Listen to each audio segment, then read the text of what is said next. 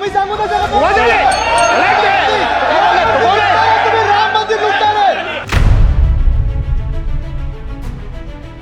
चला नीट बोला, नीट बोला, नीट बोला, नीट बोला. वय वय बघा तुमचं. लय उन्मट आणि घमेंडखोर नुसता बसलाय कोपऱ्यात. प्रत्येक वेळी असा अहंकार असतो. अरे तुम्हाला घेतलं ना खाली पक्षात बसून कुणी बोलू म्हणून? नका. मला काय शिकवतो पक्षाचं तुम्ही? बघा. पक्ष बदलला चला. नाही. राज ठाकरेंनी नावानिशी सांगितलं होतं तुमचं. तुम्ही दादा राज साहेब. ठाकरेंच्याकडे गेला होता. संपूर्ण सभागृहानं करावी. ही केवळ आम्ही विरोधी पक्षानं करावी असं नाही, तर संपूर्ण सभागृहानं करावी. त्या भागातल्या त्या लोकप्रतिनिधींनी आपापल्या भागातल्या अडचणी या सभागृहासमोर ठेवाव्यात आणि राज्यकर्ते म्हणून सरकारने राधाकृष्ण विखे पाटीलजी याची दखल घ्यावी, नोंद घ्यावी. आपण अनेक वर्ष या प्रक्रियेमध्ये काम केलेले या ठिकाणी नेते आहात. आपल्याला माहित आहे की अशा प्रसंगातून बाहेर कसं पडायचं, कोणते मार्ग निवडायचे, कशी लोकांना मदत करायची, अशा वेळेला कोणता निर्णय घ्यायचा हे आपल्याला चांगलं माहिती आहे.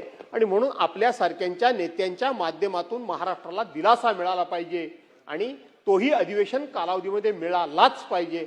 या भावनेतून आपण या ठिकाणी ही चर्चा उपस्थित केली. अध्यक्ष महोदय, अनेक जण बोलणार आहेत, आपत्कालीन चर्चा आहे, त्यामुळे मी या विषयामध्ये फार काय लक्ष म्हणजे वेळ घेणार नाही. परंतु अध्यक्ष महोदय, आपण बघितलं की अनेक ठिकाणी दरडी कोसळल्यात, अनेक ठिकाणी दरडी कोसळल्यात. त्या दरडी कोसळल्या तिथं सुद्धा त्या दरडी रस्त्यावरची मालमा दूर करण्याकरता सुद्धा आज यंत्रणा पूर्णपणे या ठिकाणी आपली सक्षम नाही. यंत्रणा तात्काळ त्या ठिकाणी पोचत नाहीये.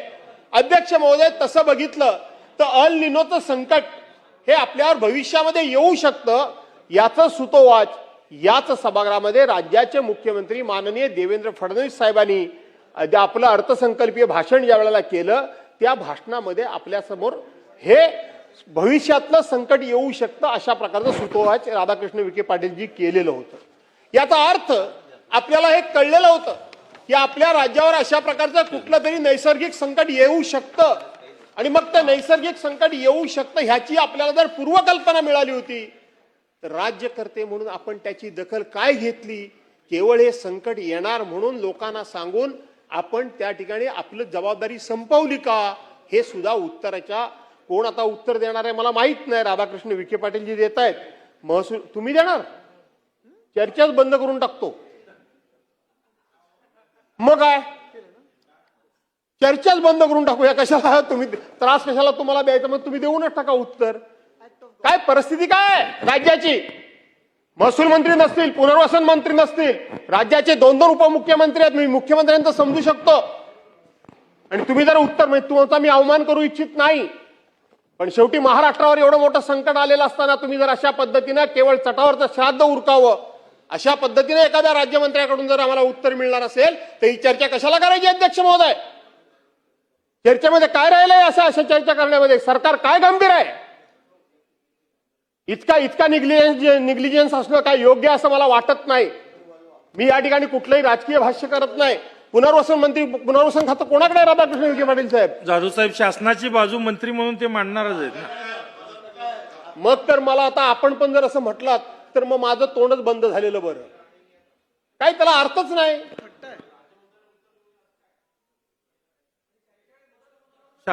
शासनाच्या बाजूने मंत्री अध्यक्ष महोदय, कॅबिनेट मंत्री गेले कुठं?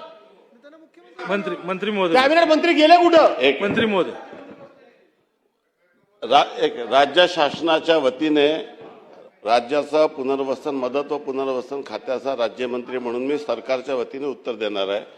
त्यामुळे आपण कुठल्याही अशा पद्धतीचा प्रश्न उपस्थित करू नये. माननीय मंत्री महोदय हे आपत्ती व्यवस्थापनासाठी ज्या ठिकाणी घटना घडलेली आहे त्या ठिकाणी कालपासून त्या ठिकाणी आहे आणि गिरीश महाजन साहेब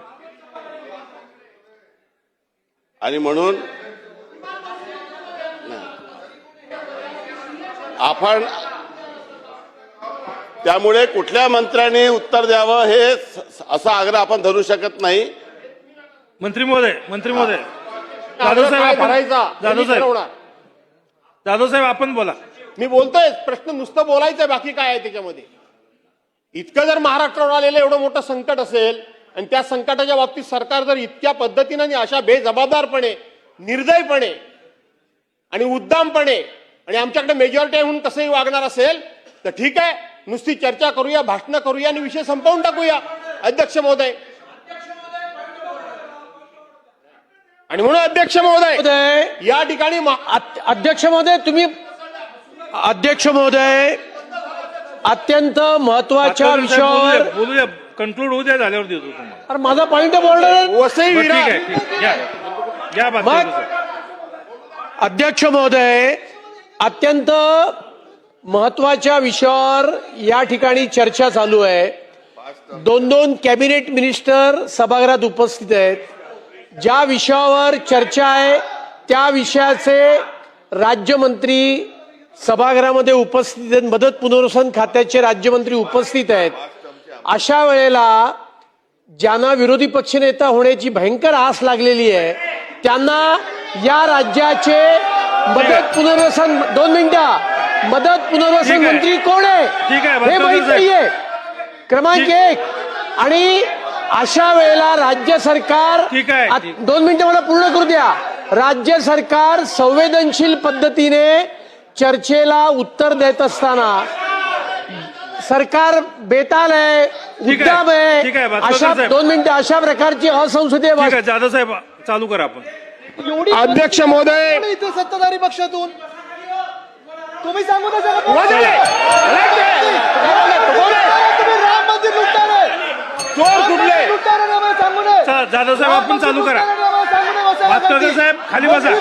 बातकर साहेब. बसा काय तुम्ही खाली बसा, खाली बसा. मला सांगू नये. चला बसून घ्या, राम मंदिर बसून घ्या लुटताय सगळे. मला सांगू चला नये. तुम्हाला सगळं आहे ते. चला. नीट बोला, नीट बोला, नीट बोला, नीट बोला. वय बघा तुमचं. लय उर्मट आणि घमेंडखोर नुसता बसलाय कोपऱ्यात. प्रत्येक वेळी असा अहंकार असो हे काय ते. चाललंय? ठीक आहे, बातकर साहेब आपण बसा. जाधव साहेब आपण चालू करा. तुम्ही जाधव कोण? साहेब. तुम्हाला अधिकार कोणी दिला? जाधव साहेब आपण चालू तुम्हाला करा. अधिकार कोणी दिला यांना बोलायचा? राम मंदिर कोण तुम्ही? लुटताय. जाधव साहेब आपण बोला. अरे राम मंदिराच्या चोऱ्या करणारे आहेत तुम्ही. बोलू नये. चंदा चोरा ठीक आहे, बसून घ्या. हा. आदित्य साहेब बसा, बसा, बसून घ्या. आणि म्हणून आदित्य अध्यक्ष साहेब. महोदय ठीक आहे, ठीक आहे, ठीक आहे. काल बघितलं मी पालन केलं संसदेपर्यंत. यांचं बोलणं अहंकारी आणि सगळं काय सर्वज्ञ मी आहे वगैरे अनेक वेळा मी बघितलं ह्या माणसाचं. खरं सांगायला गेलं तर मी म्हणजे सर्वज्ञ. पण आपल्याला तुमच्या मर्यादा लोकांना माहिती आहे, तुमचं ज्ञान लोकांना माहिती आहे, तुमची कुवत लोकांना माहिती आहे, तुमची झेप लोकांना माहिती आहे, सगळं माहिती आहे. काय नवीन नाही त्याच्यामध्ये, सगळं माहिती आहे आम्हाला. त्यामुळं तुमची काय ती एकदम असं मला तेवढं कळतं बाकी कोणाला कळत नाही अशी जी वागण्याची स्टाईल आहे ना. प्रश्न महाराष्ट्र. अरे राज ठाकरेंनी सांगितलं होतं काय केलं होतंस ते. राज ठाकरेंनी सांगितलं होतं की त्यांच्याकडे गेला होता आणि राज ठाकरेंनी नितीन गडकरींना फोन केलाय. राज ठाकरेंनी मुलाखतीमध्ये सांगितलं होतं. कोणाला निष्ठा सांगताय तुम्ही? कोणाला निष्ठा सांगताय तुम्ही? अरे तुम्हाला घेतलं खाली ना पक्षात बसून कुणी बोलू म्हणून? नका. मला काय बातकर शिकवतो तुम्ही? साहेब बसा. पक्ष बदलला चला. नाही. राज ठाकरेंनी नावानिशी सांगितलं होतं तुमचं. तुम्ही जाधव राज साहेब, ठाकरेंच्याकडे गेला होता जाधव साहेब, जाधव साहेब, का? पक्षपक्षाचा जाधव काढायचं साहेब काय? विषयावर आपण चर्चा करू. चला.